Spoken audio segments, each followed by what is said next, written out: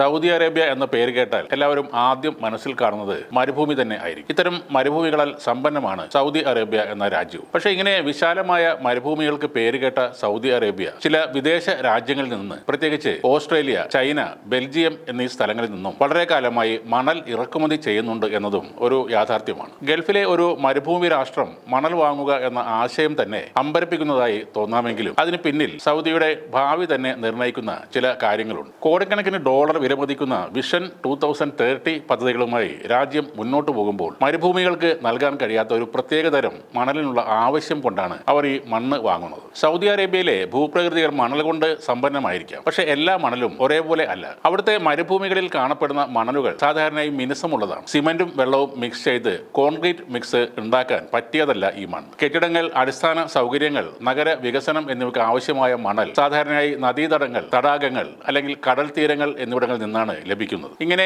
നദീതടങ്ങളിൽ നിന്ന് ശേഖരിച്ചതോ പാറപ്പൊടിയിൽ നിന്ന് നിർമ്മിച്ചതായ മണലാണ് ഓസ്ട്രേലിയയിൽ നിന്നും സൗദി അറേബ്യ ഇറക്കുമതി ചെയ്യുന്നത്. വ്യാവസായിക ആവശ്യങ്ങൾക്കും കെട്ടിട നിർമ്മാണത്തിനും ഉപയോഗിക്കാൻ കഴിയുന്ന തരത്തിലുള്ള ഒരു മണലാണിത്. മികച്ച ഗുണമേന്മയും ഓസ്ട്രേലിയൻ മണലിനെ സൗദിയുടെ പ്രിയപ്പെട്ടതാക്കുന്നു. 2023 മാത്രം ഓസ്ട്രേലിയ കയറ്റുമതി ചെയ്തത് $273 മില്യൺ മണലാണ്. ലോകത്തിലെ ഏറ്റവും വലിയ രണ്ടാമത്തെ മണൽ കയറ്റുമതി രാഷ്ട്രവും ഓസ്ട്രേലിയ തന്നെയാണ്. 2023 $1.4 ലക്ഷം സ്വാഭാവിക മണൽ ഓസ്ട്രേലിയയിൽ നിന്നും ഇറക്കുമതി ചെയ്തെന്നാണ് കണക്ക്. സൗദിക്ക് പുറമെ UAE, ഖത്തർ പോലുള്ള ഗൾഫ് രാജ്യങ്ങളും വലിയ തോതിൽ ഇങ്ങനെ മണൽ ഇറക്കുമതി ചെയ്യുന്നുണ്ട്. എന്നാൽ ആഗോളതലത്തിൽ മണൽ ലഭ്യതയ്ക്ക് വലിയ പ്രതിസന്ധി നേരിടുന്നു എന്നാണ് റിപ്പോർട്ടുകൾ. കേരളത്തിലെ 14 നദികളിൽ 1.7 കോടി ടൺ മണലുണ്ടെന്ന് അടുത്തിടെ നടന്ന മണൽ ഓഡിറ്റിംഗിൽ കണ്ടെത്തിയിരുന്നു. ചില്ലറ വിപണിയിൽ കിലോഗ്രാമിന് 6 രൂപയോളം വിലയാണ് മണലിന് ഉള്ളത്. അങ്ങനെ ആ കണക്ക് വെച്ച് നോക്കിയാൽ 10,000 കോടി രൂപയുടെ മണൽ നമ്മുടെ നദികളിൽ കിടപ്പുണ്ട്. ഇതിൽ ചില നദികളിൽ നിന്ന് മണൽ വാരാനുള്ള അനുമതി സർക്കാർ നൽകിയിട്ടുമുണ്ട്. കേരളത്തിന് സമീപമുള്ള കടലിൽ